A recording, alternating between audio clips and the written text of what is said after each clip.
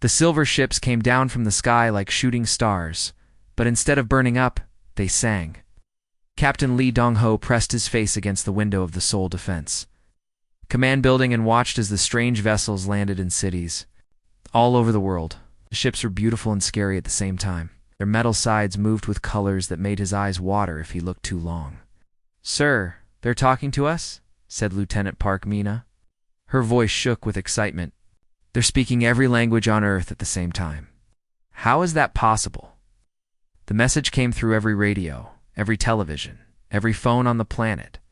The voice was soft and warm, like a mother singing to her child. "Hello, people of Earth. We are the Galactic Confederation. We've been watching you for a long time. You've fought each other for too many years. We want to help you find peace. We want to give you wisdom. We want you to join us among the stars." On every screen around the world, a strange being appeared. It was tall and glowed with a soft light. Its face changed as you watched it, sometimes looking almost human, sometimes completely alien. When it spoke, its voice was like music. "I am Communion Singer, Thyril of the Villani people. We have come to save you from war and fighting. We will teach you how to live in harmony with all life in the galaxy." President Kim Jae-min sat in a big room with leaders from every country. His hands shook as he watched the alien on the screen. General Yoon Tae-soon stood beside him, his old soldier's eyes narrow with worry. Something about this felt wrong, but he couldn't say what. "They say they can end all wars," whispered Dr. Choi So-young. She was the smartest person anyone knew. About languages, and the government had asked her to help talk to the aliens.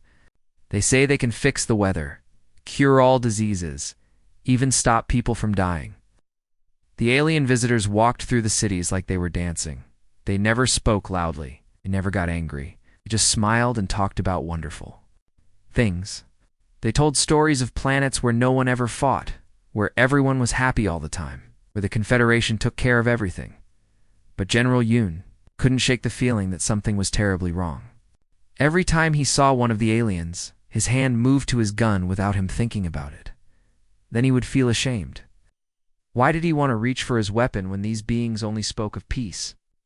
The aliens showed pictures of their worlds, clean cities with no pollution, people who lived for hundreds of years, technology that could do amazing things. They said humans could have all of this if they just gave up fighting and followed the Confederation's way. "Think about it," said Communion Singer Thyril during one of his speeches. "No more soldiers dying in wars. No more children afraid of bombs. No more hatred between nations. We can give you paradise." Many people on Earth were excited. They had been fighting wars for thousands of years. They were tired of being afraid. They wanted the peace the aliens promised. But some people, like General Yoon, felt something cold in their stomachs when they heard these promises. It wasn't that the aliens were lying exactly. It was more like they weren't telling the whole truth. The general watched as more and more silver ships landed around the world. The aliens said they needed to start teaching humans right away. They said the sooner humanity learned their ways, the sooner peace would come. "They want to start with our armies," President Kim told the general after another meeting with the aliens. "They say soldiers are the most important to change first. They want to help them forget about fighting." General Yoon looked out at the silver ships in the distance. Their beautiful singing continued day and night, and it was starting to make him feel sleepy and calm. But underneath that calm feeling, something inside him was screaming a warning. "Sir," he said to the president, "what if we're making a mistake?" President Kim looked tired. The alien voices had been talking to him for days, and their words were so peaceful, so reasonable. "General, they're offering us everything we've ever wanted. How could peace be a mistake?" The general didn't have an answer. He just knew that every instinct he had learned in 30 years of being a soldier was telling him to run, to fight, to get ready for battle. But when he looked at the gentle aliens with their soft voices and promises of paradise, those instincts seemed cruel and primitive. Maybe that was the point. Maybe humans really were too violent. Or maybe they needed the Confederation to save them from themselves. But as he walked home that night, General Yoon still checked his sidearm. Old habits were hard to break, even when the whole world was changing. Around him, the silver ships sang their lullabies through the night. and slowly, quietly, humanity began to fall asleep. 6 months had passed since the silver ships came down from the sky. Earth looked different now. The aliens had sent more of their people to help humans learn their ways. These new aliens looked like living crystals that walked on 2 legs. They moved through the cities slowly and carefully, always watching, always. Helping Major Han Woo-jin stood in what used to be the biggest military base in Korea. Now it was almost empty. Most of the soldiers were gone. The few who remained were just for show, like actors in a play. They had nice uniforms, but no real weapons. "Sir, they shut down another army group today," said Sergeant Lee Min-ho. His voice sounded tired and sad. "The Crystal people say, we're doing great. They say we're becoming enlightened." Everything was changing, but so slowly that people didn't notice at first. The factories that made guns and tanks stopped working. Aliens said making weapons was bad for people who wanted to join the galaxy. The military schools became places where soldiers learned to sit quietly and think peaceful thoughts instead of learning to fight. Some soldiers didn't like this. They asked questions or complained. When they did, the aliens would smile and say these soldiers needed special help. They called it cognitive realignment therapy.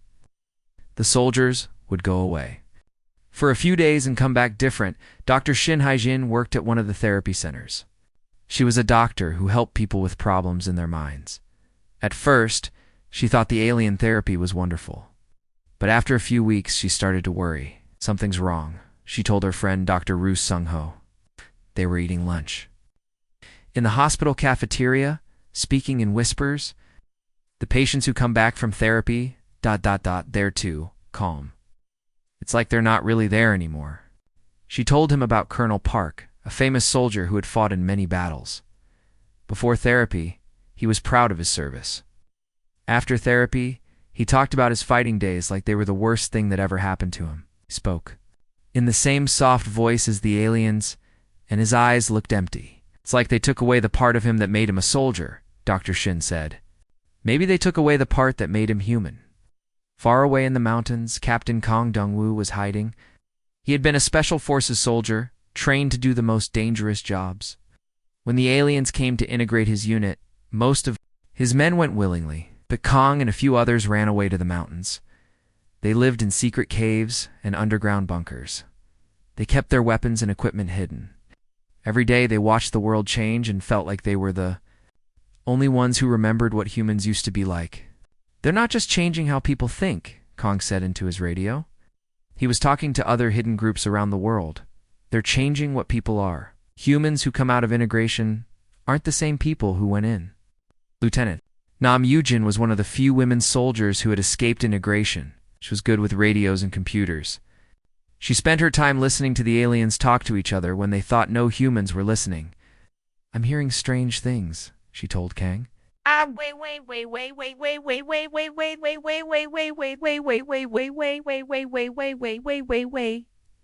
They use others say preparative, but I keep hearing them say harvest preparation and optimal conditioning phases. It sounds like they're getting ready for something. The cities looked beautiful now. The alien technology had fixed many problems. The air was cleaner. The buildings were prettier. There was no crime because everyone was so peaceful. But to the people hiding in the mountains, it felt like watching a beautiful dream that was actually a nightmare. Every week, more soldiers disappeared into the integration centers.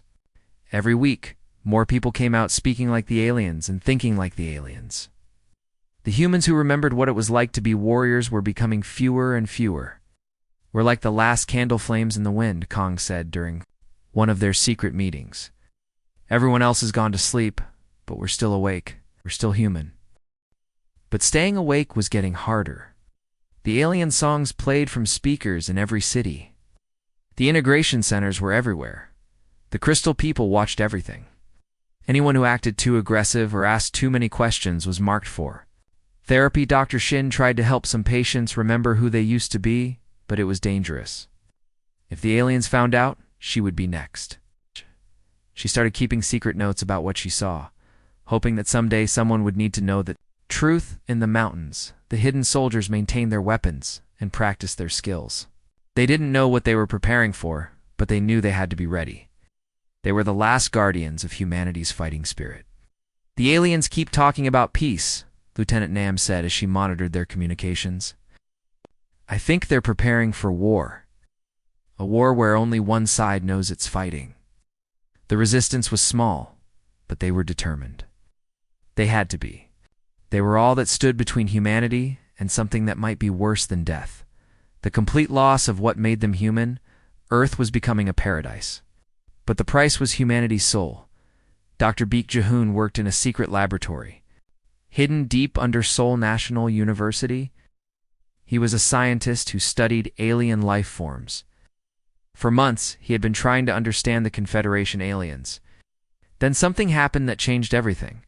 One of the Villani diplomats had died in an accident. The aliens tried to keep it secret, but Dr. Beek managed to get a small piece of the alien's body. He studied it under his microscope day and night. What he found made his blood run cold.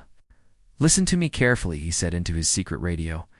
He was talking to Captain Kang and the other resistance fighters hiding around the world. "Now these aliens are not what they say they are.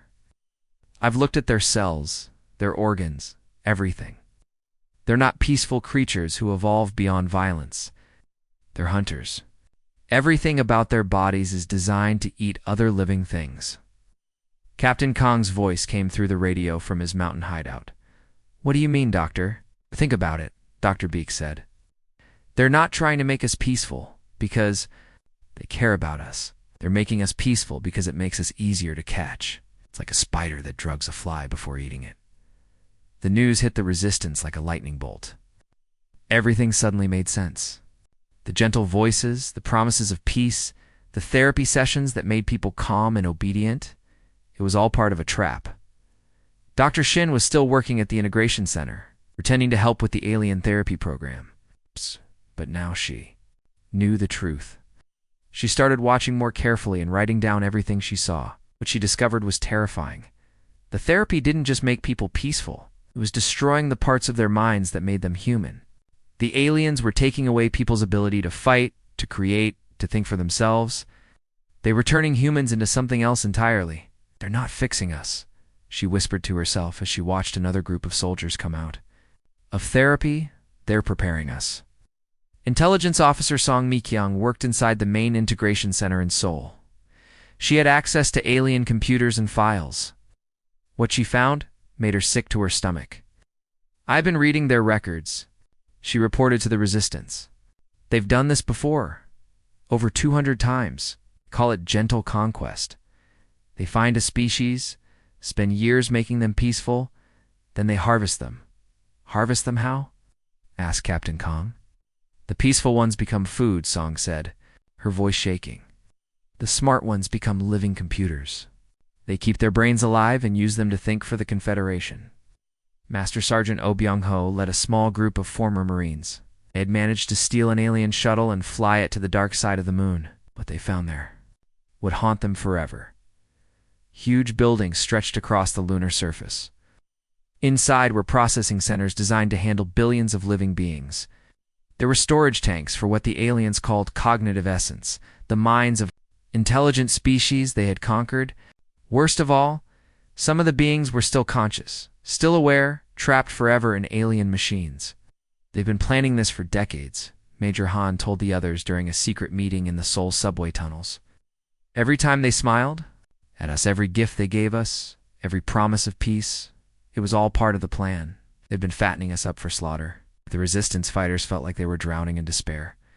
Most of humanity had already been through integration. Their friends, their families, their fellow soldiers, they were all changed, probably beyond saving. The aliens had won without firing a single shot. But in the mountains of Korea, in hidden bunkers around the world, the last free humans refused to give up. They were warriors, and warriors fight even when there's no hope of winning. "We can't save everyone," Captain Kong said to his small group of fighters. "Maybe we can't save anyone, but we can make these monsters pay for what they've done." Dr. Beek continued his research, looking for weaknesses in the aliens' biology. Dr. Shin documented everything she could about the integration process. Song Mi-kyung copied alien files and sent them to the resistance. Oh Byung-ho and his Marines prepared weapons and explosives. They all knew they were probably going to die. The aliens had superior technology, superior numbers, and most of humanity was already on their side. But the resistance had something the aliens didn't understand: the human refusal to go quietly into the dark. They studied us for decades, Captain Kong said as he cleaned his rifle. They know how to make us peaceful. They know how to make us obedient. But I don't think they know what happens when you corner a human who has nothing left to lose. The truth was out. The gentle aliens were monsters wearing masks of kindness. Humanity had been betrayed by their own desire for peace. In the shadows, the last warriors of Earth prepared for a final battle that would determine the fate of every living thing on their planet. The hunt was almost over. But the prey was about to show the predators what it meant to fight for survival. The real war started quietly, like a whisper in the dark. All around the world, small groups of humans who had never been integrated began attacking the integration centers. They moved at night, using shadows as their friends in soul. Captain Kang led his team toward the biggest integration center in the city. Dr. Shin was still inside, pretending to work for the aliens but really helping the resistance. Through her secret radio, she guided them through the building. "I'm transmitting the layout now," she whispered. "Guard positions, security systems, everything. But hurry, they're starting to suspect something." The mission was dangerous, but it worked. Captain Kong's team rescued 15 people who had been integrated. These people were confused and scared, but they were starting to remember who they used to be. Dr. Shin had been working on a way to reverse the integration process. It was difficult and dangerous, but she had found a way to bring back some of the integrated humans' original personalities. "It's like they were buried alive in their own minds," she explained to the rescue team. The integration didn't destroy who they were. It just covered them up with alien thoughts. One of the rescued people was Colonel Park Ji-sung, a famous soldier. As his real memories came back, he told them what integration was really like. "They don't just change how you think," he said, his voice shaking. "They take out everything that makes you human and replace it with their own ideas. Watch yourself become someone else. And the worst part is that you're happy about it while it's happening." Word about the rescues spread through the hidden resistance network. Then something amazing happened. All over the world, integrated humans started having what Dr. Shin called resonance breaks. For just a few seconds, they would remember who they used to be. A former soldier would suddenly remember how to hold a rifle. A police officer would reach for a gun that wasn't there anymore. A mother would remember her children's real names instead of the new, peaceful names the aliens had given them. Sergeant Lee Min-ho was working with the underground network to help trigger these breaks. He organized careful meetings between resistance, fighters, and integrated humans. "We're not trying to cure them all at once," he told his team. "We're trying to wake up the person who's sleeping inside them. Sometimes just hearing their old name or seeing their old uniform is enough to crack the alien programming." The Confederation noticed that something was wrong. Their perfect, peaceful humans were starting to act strangely. The aliens began making new rules. They said people couldn't go out at night for their own safety. They put up more cameras and listening devices to keep everyone in harmony. But their gentle approach was breaking down. The crystal aliens were starting to speak more harshly. Their beautiful songs were becoming commands. Lieutenant Nam Yu-jin was still listening to alien communications from her hidden base. The messages she intercepted were getting more urgent and worried. "They're panicking," she reported to Captain Kang. "They keep talking about moving to Phase 7 ahead of schedule. They're saying something about unexpected resistance patterns requiring immediate containment." The resistance leaders met in secret to discuss what this meant. They realized they were running out of time. Whatever Phase 7 was, it was probably the end of humanity. Captain Kong made a decision that would change everything. We're going to wake up every integrated human on Earth at the same time. It's of them everywhere, in one big moment. Dr. Beak had been studying the integration process in his secret laboratory. He discovered that the alien programming left a special pattern in people's brainwaves, like a signature that showed they had been integrated. "If we can find the right frequency," he explained, "we might be able to broadcast a signal that breaks the programming in everyone at once." like using a key to unlock every door on Earth simultaneously. It was a crazy plan with almost no chance of success. But it was their only hope. Master Sergeant O and his Marines would have to capture the alien communication systems. Major Han would coordinate with any military forces that were still loyal to Earth. Dr. Shin would have to stay in the integration center and provide the exact frequency needed to break the programming. "This is it," Captain Kong told his fighters. As they prepared for the final battle, "We're either going to save humanity or die trying. There's no middle ground." The resistance was tiny compared to the alien forces. They had few weapons and little technology. But they had something the aliens had never encountered before: humans who refused to give up even when defeat was certain. "They studied us for decades," Captain Kong said as he checked his equipment. "They know how to make us peaceful. They know how to make us obedient. But I don't think they know what happens when you threaten everything we love." The last free humans of Earth were about to find out if the human spirit could overcome the galaxy's most dangerous predators. The final battle was about to begin. Either humanity would wake up, or it would sleep forever. It was 3 o'clock in the morning when everything changed. Dr. Shin stood in the integration center, her hands shaking as she activated the disruption signal. The alien guards were running toward her, but she had already pressed the button. The electromagnetic pulse shot through the Confederation's communication network like lightning through water. The signal reached every integrated human on Earth. At the same moment, 8 billion people suddenly remembered who they really were. The screaming started immediately.